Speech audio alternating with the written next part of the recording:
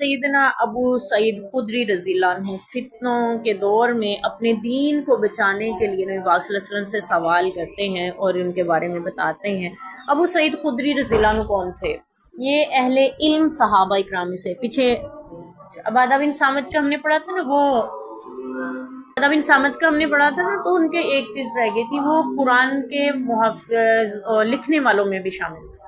جو صحابہ اکرام قرآن لکھتے تھے نا، قرآن لکھواتے تھے اللہ کے نبی، عبادہ بن صامت رضی اللہ عنہ قرآن لکھنے والوں میں بھی شامل تھے۔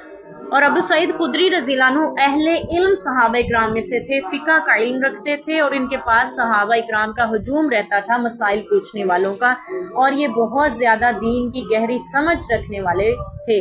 اور ہم نے وہ پڑھا نا غزوہ خندق کے موقع پر، یہ غربا صحابہ میں سے تھے۔ جنگ احد میں ان کے والد شہید ہو گئے تھے اور پیچھے کوئی جائیداد نہیں چھوڑ گئے تھے، جس کی وجہ سے غربت میں ان کی زندگی بسر ہو رہی تھی، فاقوں تک نوبت آ رہی تھی۔ اور جنگ خندق میں ایک صحابی نے پیٹ پہ پتھر باندھا تھا نا، نبی پاک کی خدمت میں حاضر ہوئے تھے، اللہ کے رسول بھوک کی وجہ سے پیٹ پہ پتھر باندھا ہے، تو نبی پاک نے اپنا قمیض مبارک اٹھایا تھا، فرمایا تھا تمہارے نبی نے 2 پتھر باندھے، ٹھیک ہے۔ تو جو پتھر باندھے صحابی تھے ابو سعید خدری رضی اللہ عنہ تھے۔ جنگ احد فرماتے ہیں نبی پاک صلی اللہ علیہ وسلم نے فرمایا، قریب ہے کہ مسلمان کا اچھا مال بکریاں ہوں جن کو لے کر وہ پہاڑ کی چوٹیوں پر چٹیل میدانوں میں چلا جائے تاکہ وہ دین کو اپنے فتنوں سے بچا لے۔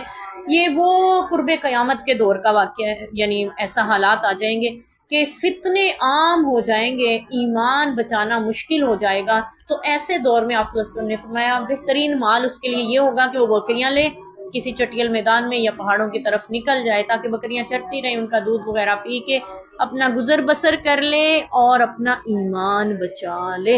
ایمان بچانا اتنا ضروری ہے، آج بھی فتنوں کا دور ہے، ہمارے ہاتھ میں موبائل بھی ایک فتنے کی صورت میں ہے، اس کا استعمال ہم کیسے کرتے ہیں؟ ہمارا معاشرہ، ہمارا ماحول سارا فتنوں کا دور ہے، اس میں اپنے ایمان کو بچانا بہت ضروری ہے۔